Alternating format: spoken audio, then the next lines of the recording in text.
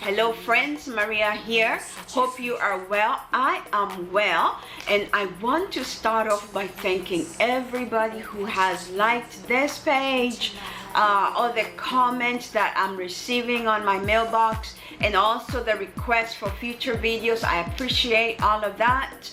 So this is a request video about why do people not call once they go abroad. So the first reason why your people may not be calling you is because maybe it's just not their personality.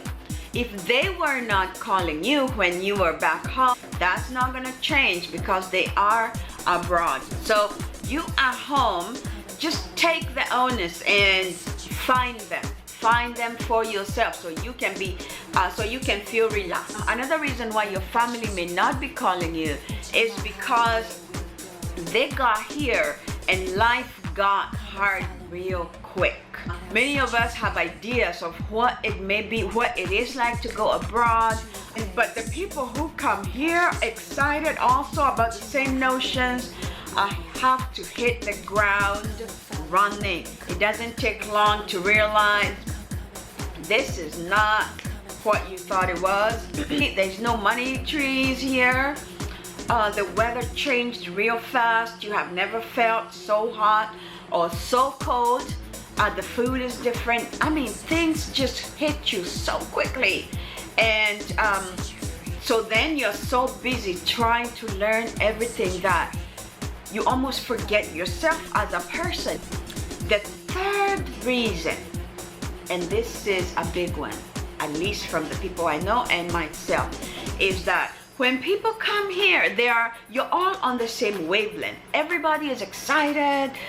We are going, I'm going to Stato. Even your family stops calling you by your real name. Wakikuona karibu, they start to twang around you, so everybody is excited about you going to America, and you are excited as well about coming to America.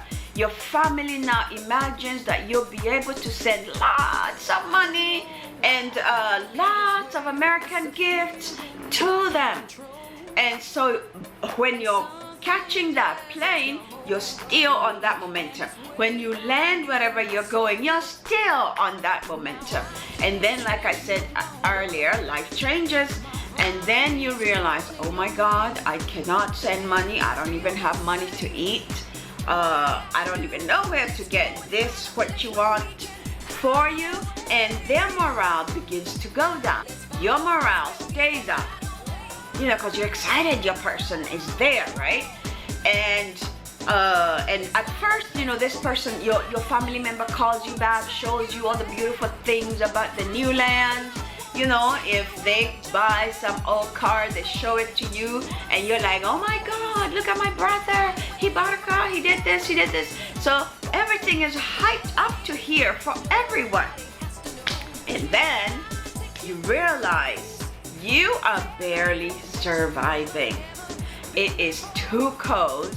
You are getting unbelievably homesick because the holidays are here. Everybody has gone to their family. You are left there like, a hermit or some kind of orphan.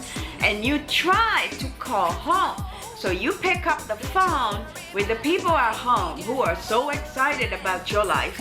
And you are not as excited anymore.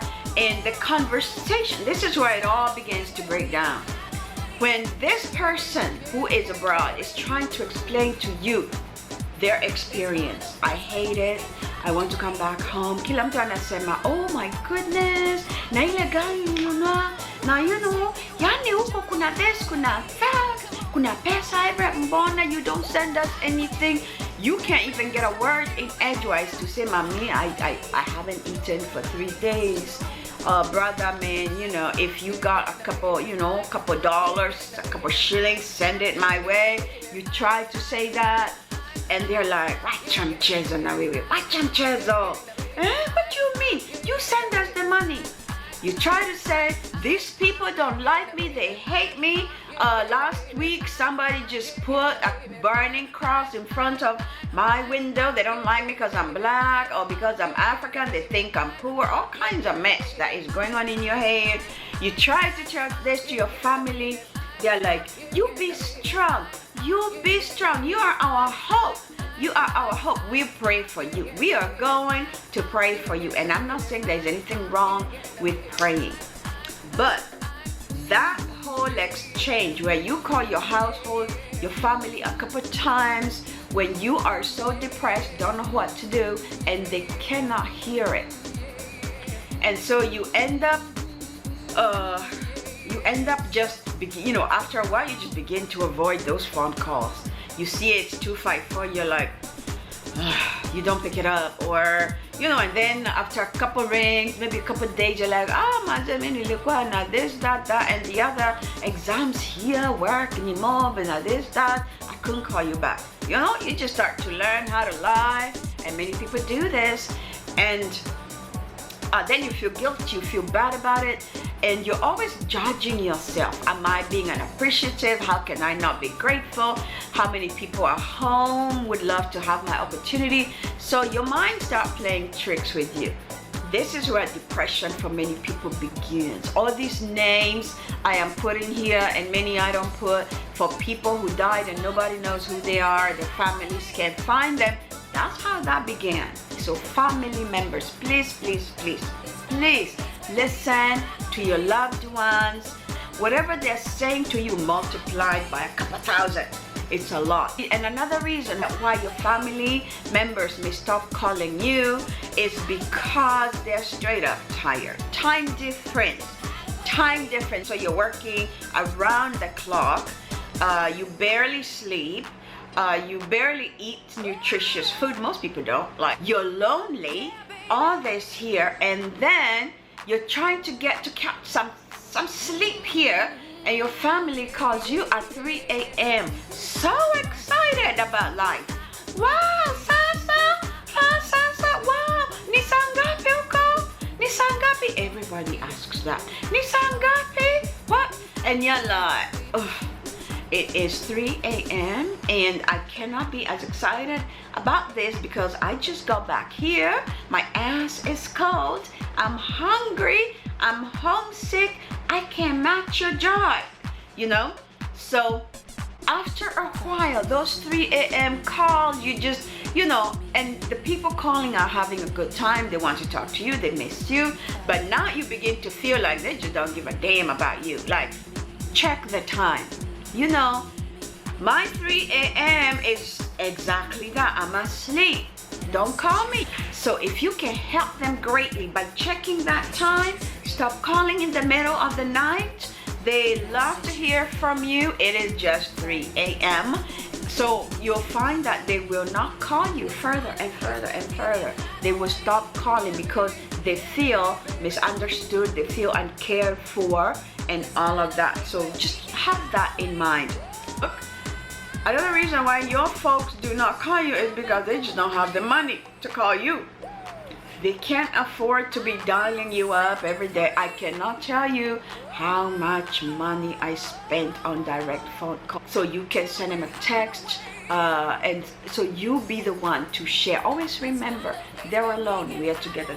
Okay, the next reason why people are not just calling you is because you always asking for money.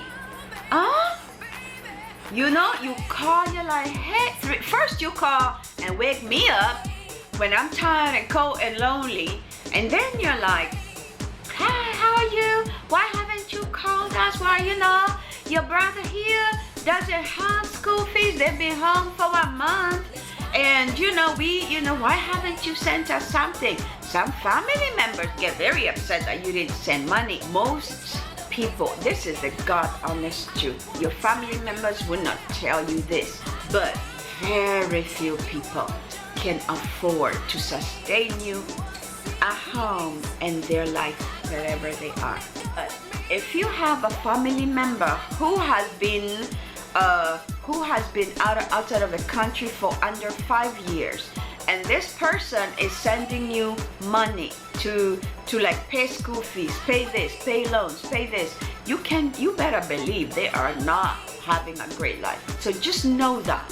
So but when you don't have that money to give and you're broke yourself, and people, you know, bill collectors are calling you from every end, then you see that number, the 254, you're like, oh, what do I say? And then you feel guilty and you feel lazy and you judge yourself and you get just a little more depressed about things. You may call for money, but make sure money call cannot be more than, hey, how are you call, thinking about you call, we love you call. The money calls cannot be that. So feeling like some kind of an ATM machine hurts people, they stop calling you. And another reason why your family members are not calling you is kind of attached to the money, but a little different, because it also happens that people will call you from home or not call you from home when something tragic happens, so that when you see it's like a home number, it's a few things. One, they're broke or they want money. Two, someone is very, very sick. Three, someone died. So, and that creates a little bit of a trauma because you're continuously expecting. These things play with people's minds. Every time you hear a phone, you're like, oh my gosh, somebody died. Oh my gosh, somebody died. and everything is much worse, because if somebody died at home, you guys are together, you're going through that together. Your family member is hurting by themselves. Until you have gone through that, it's hard to explain to anybody what that's like. The other thing is when somebody dies and you don't tell people. People are like, well, he's died, what's the point of telling them? And then somewhere down the line, somebody skips a beat and says, well, at your grandpa's funeral, you're like, what? Whose grandpa are you talking about? Which grandpa? So you guys have mourned, you've moved on, and now this relative is now going to have to mourn all by themselves. That really puts something in you that is not good. These things will make people not call, because they're like, you know, I don't have money to send, so I can call. I don't want to hear any bad news. It's really bad where I am right now. I'm not gonna call you. So the ones who have humiliated, who've been strong, they've responded to everything. Then they come home and visit. So they realize that the relationships have changed. When you come back home, everybody treats you differently. And before, you were really an integral aspect of the household, the family, the extension, social people. But when you come from somewhere, that changes. Now, some people love that. There are those that just, and I'm one of those where it just enhances the loneliness. So usually the immediate family stays kind of the same. You begin to feel yourself separating from your home, and you go back to your work or your school or whatever, you really feel, you feel confused, because you're no longer that person that lives there, and you're certainly not a member of this culture. Many people who go abroad, when they come back, you see, they're darkened, they're quieter, they're lonelier, they look different. A gap happens, no longer a tease. We used to read the book, Things Fall Apart, no longer a tease. And we would laugh and thought it was funny. Once you travel, you're like, okay, Albio Concord I kind of feel like that dude right now. The group is the one that is to hold this person, like support them, nurture them. Whatever you want them to do for you, first do for them, until they feel they're stable. I hope that explain something. I did not want this to be so long, but it looks like it got long. You can watch it in bits and pieces, you know, 5 minutes here, 5 minutes there. So once again, thank you so much for the question. Be well, have yourselves a fantastic week, and bye-bye.